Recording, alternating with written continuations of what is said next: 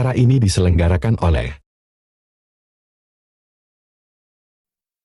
Bismillahirrahmanirrahim. Assalamualaikum warahmatullahi wabarakatuh. Alhamdulillahi nahmaduhu wa nasta'inuhu wa nastaghfiruh wa na'udzu billahi min syururi anfusina wa min sayyiati a'malina. May yahdihillahu fala mudhillalah wa may yudlilhu fala hadiyalah. Ashhadu an la ilaha illallah wahdahu la syarikalah wa ashhadu anna Muhammadan abduhu wa rasuluh. Allahumma salli wa sallim wa barik ala nabiyyina Muhammad wa ala alihi wa sahbihi ajma'in. Amma ba'd. Faqad qala Allah ta'ala fil Qur'anil Karim, a'udzu billahi minasy syaithanir rajim. Syahrul Ramadan allazi unzila fihil Qur'an hudal linnasi wa bayyinatin minal huda wal furqan. Para kaum muslimin dan muslimat serta para pemirsa yang menyaksikan tayangan ini, alhamdulillah pada sore hari ini kita masih berada di bulan Ramadan, bulan yang diturunkannya Al-Quran. Salawat dan salam kepada junjungan kita Nabi besar Muhammad sallallahu alaihi wasallam beserta para keluarga, sahabat, tabi'in dan pengikut-pengikutnya insyaallah sampai kelak yaumul qiyamah. Jamaah yang dirahmati Allah, tidak ada bacaan yang paling banyak dibaca kaum muslimin pada bulan Ramadan ini selain Al-Quran. Oleh karena itu pada kesempatan ini kita mencoba menelusuri keberadaan Al-Quran sejak zaman Rasulullah Sallallahu Alaihi Wasallam sehingga terjadi kodifikasi sampai hari ini berada di hadapan kita kaum muslimin dan muslimat seluruh dunia. Kita ketahui pada zaman Rasulullah Sallallahu Alaihi Wasallam, Al-Quran ketika diturunkan itu langsung dihafal oleh Rasulullah Sallallahu Alaihi Wasallam beserta para sahabat yang memang ditugaskan menghafal dan menulis ayat-ayat Al-Quran. Sehingga tulisan-tulisan Al-Quran itu sejak awal itu kadang-kadang tertulis di batu-batu, di pohon-pohon, dan di pelepah-pelepah kurma. Kita ketahui selama Rasulullah Sallallahu Alaihi Wasallam berada di Mekah selama 13 tahun, ketika ayat-ayat Al-Quran turun di Mekah, maka ayat yang turun di Mekah itu dinamai ayat-ayat Makkiyah. Dan salah satu ciri ayat yang turun yang di Mekah itu adalah ayatnya berkaitan dengan tauhid. Dan ayatnya pendek-pendek dan kalimat awalnya banyak berbunyi ya ayyuhan nas. Demikian juga setelah Rasulullah hijrah ke Madinah, maka ketika ayat-ayat Al-Quran yang turun di Madinah disebutlah dia ayat-ayat Madaniyah. Dan isinya terkait dengan persoalan-persoalan hukum. Dan bunyi ayat di awal kebanyakan berbunyi ya ayyuhallazina amanu, wahai orang-orang yang beriman. Para pemirsa yang sama-sama dirahmati Allah, selama 22 tahun 2 bulan 22 hari ada yang menyebutkan 23 tahun dan ayat terakhir turun al-yawma akmaltu lakum dinakum wa atmamtu alaikum ni'mati wa raditu lakumul islam madinah. Itulah ayat yang terakhir turun. Begitulah keadaan Al-Quran pada zaman Rasulullah Sallallahu Alaihi Wasallam. Bagaimana dengan zaman Abu Bakar As-Siddiq? Kita ketahui pada zaman Abu Bakar As-Siddiq, khalifah pertama ini, terjadi perang Yamamah. Sehingga banyak para sahabat yang meninggal dalam keadaan syahid.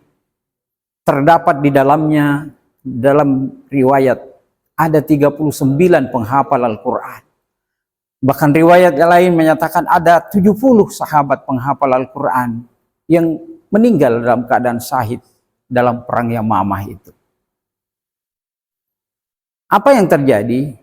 Melihat fenomena ini, sahabat Rasulullah Sallallahu Alaihi Wasallam Umar bin Khattab datang dan menemui Abu Bakar As-Siddiq, menyampaikan bahwa telah banyak para penghafal Al-Quran yang meninggal dunia. Oleh karena itu, agar Al-Quran ini tetap eksis, maka dia mengusulkan kepada Abu Bakar As-Siddiq agar mengumpulkan Al-Quran jadi satu. Sehingga ketika ini disampaikan kepada Abu Bakar pada mulanya menolak. Bagaimana mungkin, kata Abu Bakar, kami melakukan sesuatu yang tidak pernah dilakukan oleh Rasulullah, mengumpulkan Al-Quran. Tapi ketika Umar meyakinkan bahwa ini demi kemaslahatan Al-Quran dan umat, maka Abu Bakar memenuhi permintaan Umar. Maka berdialoglah dengan Zaid bin Sabit sebagai salah satu pencatat Al-Quran di zaman Rasulullah. Pada awalnya Zaid bin Sabit pun menolak. Karena bagaimana mungkin Abu Bakar menginginkan sesuatu yang tidak pernah diperbuat oleh Rasulullah. Sampai-sampai Zaid bin Sabit menyatakan untuk mengumpulkan Al-Quran ini sangat berat. Bahkan mungkin sama beratnya seandainya saya diminta untuk bergerak mendorong gunung Uhud pada saat itu. Begitu beratnya tugas yang dibebankan kepada Zaid bin Sabit untuk mengumpulkan para sahabat penghafal Al-Quran dan mengumpulkan tulisan-tulisan Al-Quran yang berada di pelepah kurma, di pohon-pohon dan sebagainya. Tapi alhamdulillah semua ini berhasil. Maka tersusunlah suatu mushaf di zaman Abu Bakar As-Siddiq. Tapi mushaf ini hanya berbentuk dokumen saja. Oleh karena itu pada zaman Utsman bin Affan, salah seorang sahabat yang berkunjung ke beberapa daerah, menemukan berbagai macam bentuk bacaan yang berbeda-beda. Karena umat Islam itu sudah tersebar kemana-mana sampai ke Azerbaijan, ke Armenia dan lain sebagainya. Maka sahabat ini menyampaikan kepada Utsman bin Affan, ini harus disusun kembali karena sudah terjadi perdebatan-perdebatan di kalangan pembaca Al-Quran. Karena mereka menganggap bacaannya lah yang paling benar. Maka pada saat itulah Utsman bin Affan berinisiatif mengumpulkan para penulis Al-Quran untuk menyusun suatu mushaf. Itulah yang disebut dengan mushaf Utsman hari ini. Dan sebelumnya tentu Utsman bin Affan meminta kepada Umar bin Khattab yang saat itu sudah meninggal, tapi menitipkan dokumen Al-Quran kepada salah seorang putrinya yang bernama Hafsah. Maka Utsman bin Affan meminta dokumen itu, maka dokumen itulah yang diperbanyak, kemudian disebarkan ke beberapa daerah. Ada yang dikirim ke Mesir, ada yang dikirim ke Irak, ada yang dikirim ke Basrah, dan daerah-daerah lainnya. Sehingga Al-Quran tersebar ke segala penjuru. Dan itulah yang kita temui hari ini. Ketika kita membaca Al-Quran, itulah yang disebut dengan Mushaf Utsman. Sehingga Al-Quran sejak turunnya sampai hari ini, bacaannya tidak berbeda. Karena pada dasarnya Al-Quran memang dijaga oleh Allah Subhanahu wa Ta'ala. Inna nahnu nazzalna dzikra wa inna lahu lahafizun. Sesungguhnya kamilah yang menurunkan Al-Quran itu dan kami juga yang menjaganya. Al-Hijr ayat 9. Demikian, mudah-mudahan Allah Subhanahu wa Ta'ala menerima segala amal ibadah kita di bulan Ramadan ini. Akhirul kalam, billahi taufiq wal hidayah. Assalamualaikum warahmatullahi wabarakatuh.